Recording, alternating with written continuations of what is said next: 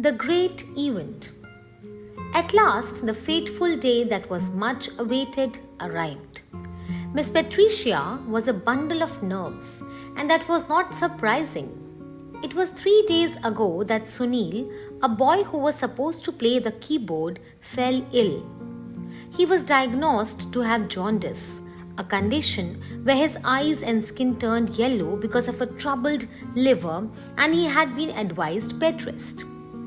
Miss Patricia was distraught, but knew that this was one of those times where no one could be blamed. Anna timidly asked her if she could play the keyboard and sing, as she had been practicing all the tunes on her keyboard at home all this while. Well, Miss Patricia was not too sure, but she did not have the time to prepare another child, and so she decided to let Anna give it a try. Anna made no mistakes with the notes, and after a couple of rehearsals with the rest of the orchestra, she was good to perform on stage. All the same, it had been just 2 days of practice, and Miss Patricia prayed hard that it would all go off well.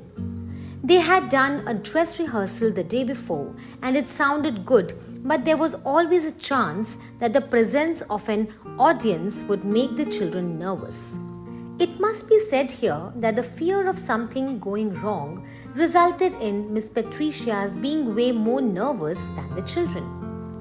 The school wore a festive look. There was palpable excitement in the air. There was chattering and giggling in the green room where all the dancers and actors got ready for their parts and acts. Miss Patricia kept her children away from all the noise as long as she could. They were scheduled to perform after a short interval halfway through the program, as that time was needed for the stage to be set for all the instrumentalists and singers. Finally, it was time for the show to begin. The auditorium soon started filling up with students and their parents.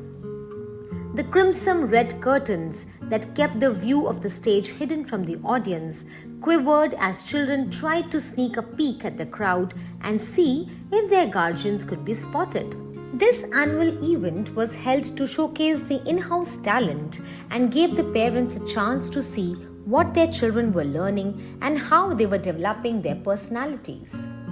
It was planned midway between the academic year in order to lighten up the environment, as well as allow the parents and guardians an opportunity to interact with their wards. Once everyone had settled down, the master of ceremonies, the head girl of the school named Gloria, took over the microphone and welcomed everyone. She requested them to be patient till the arrival of the chief guest, who was the senior most management trustee, Mr. Solomon, a business tycoon from the city and an active member of the parish. Once the chief guest arrived, the necessary welcome address and introduction followed. He was presented with a bouquet of flowers, and then the curtain rose. The cultural program started off with regional folk dances from different states of the country and was followed by a play. The audience seemed to be having a great time. Soon it was time for the short break when the stage was reset and the audience kept engaged with the school report and jokes. Anna took her place behind the keyboard and a mic was adjusted for her vocal performance. Because of the wheelchair, she was placed at one corner of the seated musicians. Miss Patricia took a last look at all the children and sent up a little prayer before the curtains rose again. The stage was well lit while the audience was in relative darkness. Anna did glance towards the crowd but could not spot her parents. She knew that they must be there. Miss Patricia raised a hand and all eyes focused on her for the cue. Down came that hand and the young maestro began to play. Anna lost herself in the moment and began to play and sing where required as practiced. The children were wonderful. There was a hushed silence in the auditorium when the performance came to an end. It seemed as though the audience were in a trance. After a short pause of hushed silence came the thunderous applause. Mr. Lawrence had tears in his eyes as he watched his daughter on stage. Making the switch in schools had been a great decision, he told himself for the 100th time as he watched his dear daughter open up and blossom in these surroundings. Miss Patricia was elated as the performance had been flawless. She rushed to Anna and gave her a warm hug. The girl had been a blessing. Anna stole the hearts of all who were present there that evening.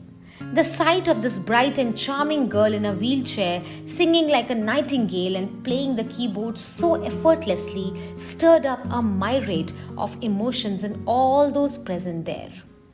There was compassion, admiration, and awe in all the eyes focused on her.